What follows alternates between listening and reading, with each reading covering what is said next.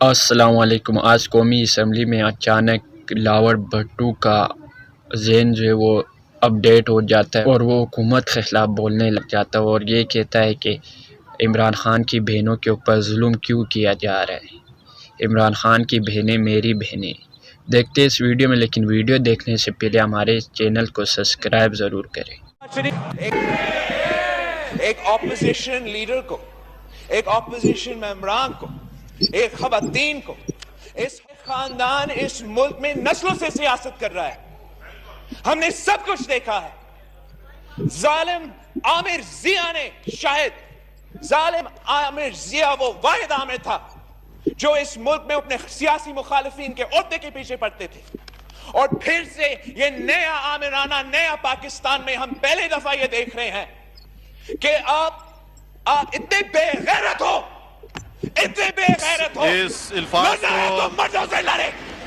ہمیں یہ ماننا پڑے گا کہ یہ پاکستان اتنا میرے پاکستان ہے جتنا یہ شہباز شریف کا پاکستان ہے، جتنا یہ مخدوم صاحب اچکزئی کا پاکستان ہے، جتنا یہ عمران خان کا پاکستان ہے۔ اور ہم اپنا سیاسی طور پہ مخالفت کرتے رہیں گے، کرنا چاہیے، مگر جب تک ہم ایسے دروازے نہیں کھولیں گے، ہم ایسی سیاست نہیں کریں گے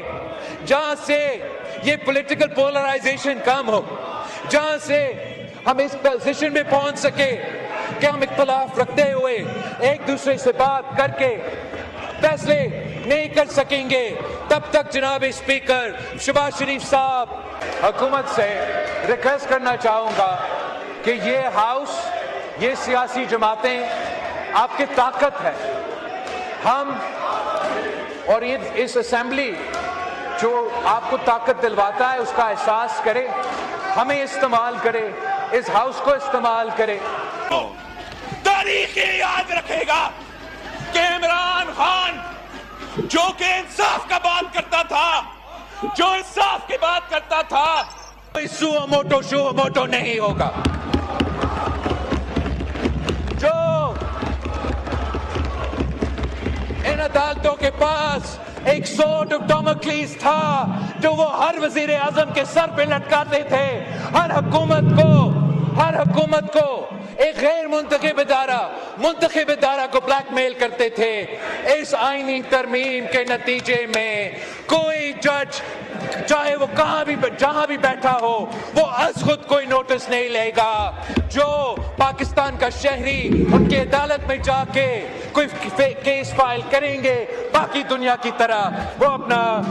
اختیار استعمال کرے گا۔ میں سمجھتا ہوں ہمارا طویل جدوجہد میں یہ بھی ایک بہت بڑا کامیابی ہے۔ جہاں چارٹر آف ڈیموکریسی میں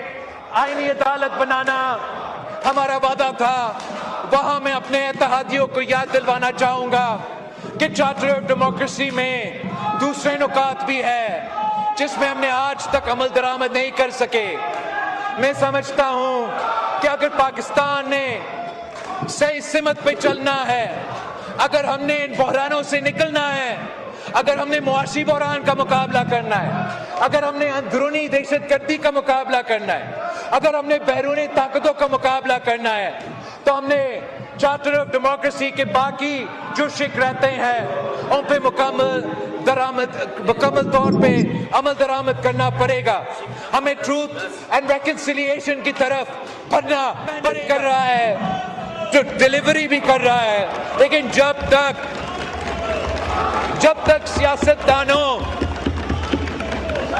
سیاستدان اپنی قسمت اپنے ہاتھ میں نہیں لیتے، جب تک سیاستدان خود اس ہاؤس کو اور ایک دوسرے کو وہ احترام اور عزت نہیں دیں گے، تب تک جناب اسپیکر نہ یہ ہاؤس ویسے چلے گا، نہ یہ ملک ویسے چلے گا جیسے چلنا چاہیے۔ میں اپوزیشن کو باقاعدہ دعوت دیتا ہوں کہ آپ اپنا احتجاج کرو، سو بسم اللہ، مگر سیاسی میدان نہ چھوڑے، پارلیمان کا میدان نہ چھوڑے، اور سیاسی جماعتوں کے درمیان جو رابطہ ہے وہ نہ صرف شروع ہونا چاہیے، اس میں تسلسل چلنا چاہیے تاکہ ہم اس ڈیڈ لاک سے اپنے آپ کو نکال سکیں۔ جناب اسپیکر، इस आईनी तरमीम का जो इनिशियल ड्राफ्ट हमारे साथ पेश किया गया, उसमें हुकूमत ने ये तजवीज़ दिया कि एनएफसी में जो प्रोटेक्शन दिया गया है, सूबाई हुकूमतों को वो प्रोटेक्शन ख़त्म किया जाए।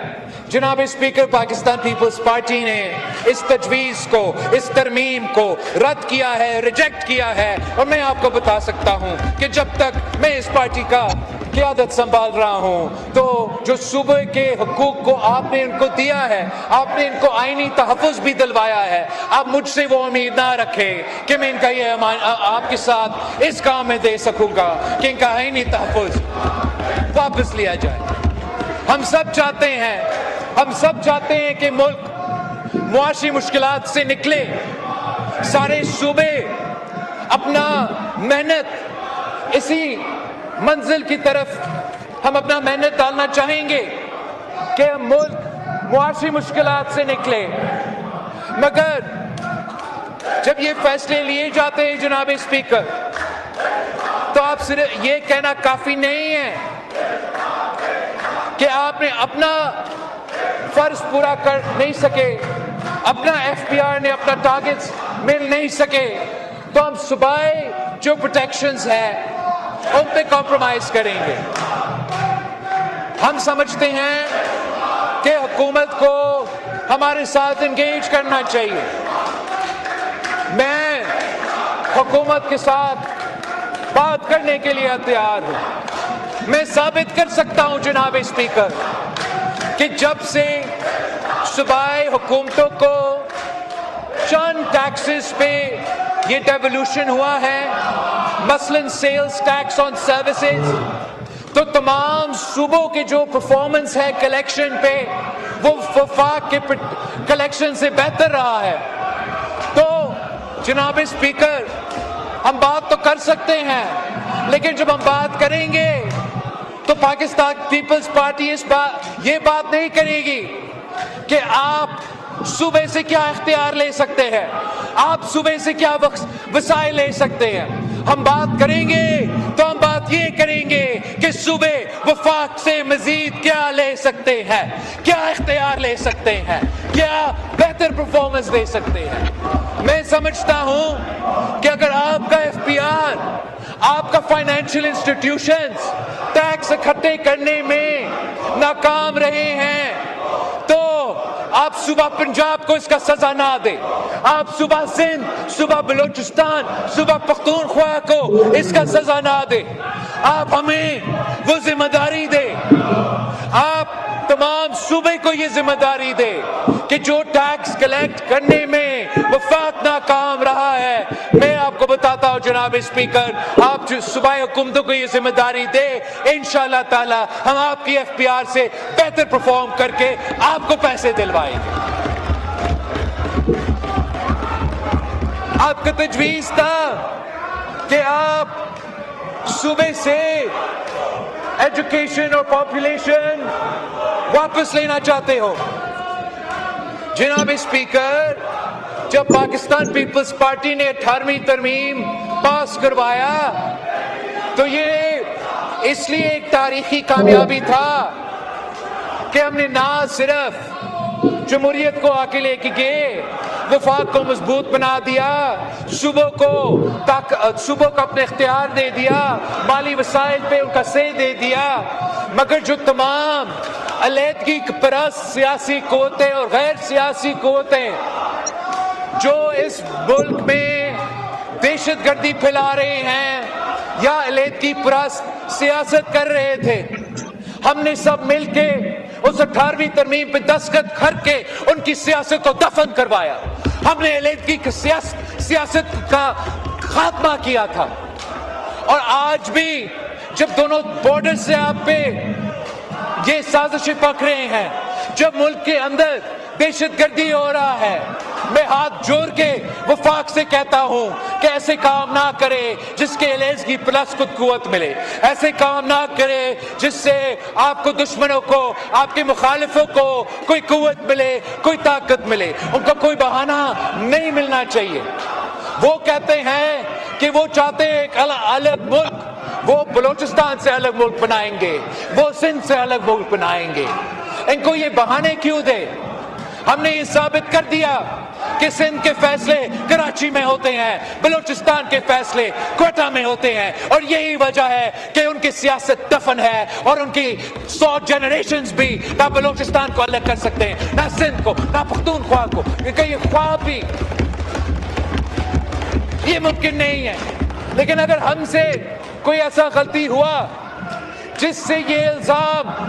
लग सकेगा, अगर हमसे कोई गलती हुआ और वो ये इल्जाम लगा सके कि बलूचिस्तान के फैसले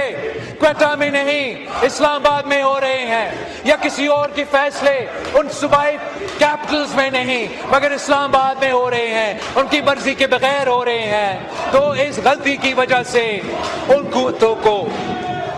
मुल्क दुश्मन कुव्वतों को, अलहदगी परस्त कुव्वतों को कुव्वत मिलेगा,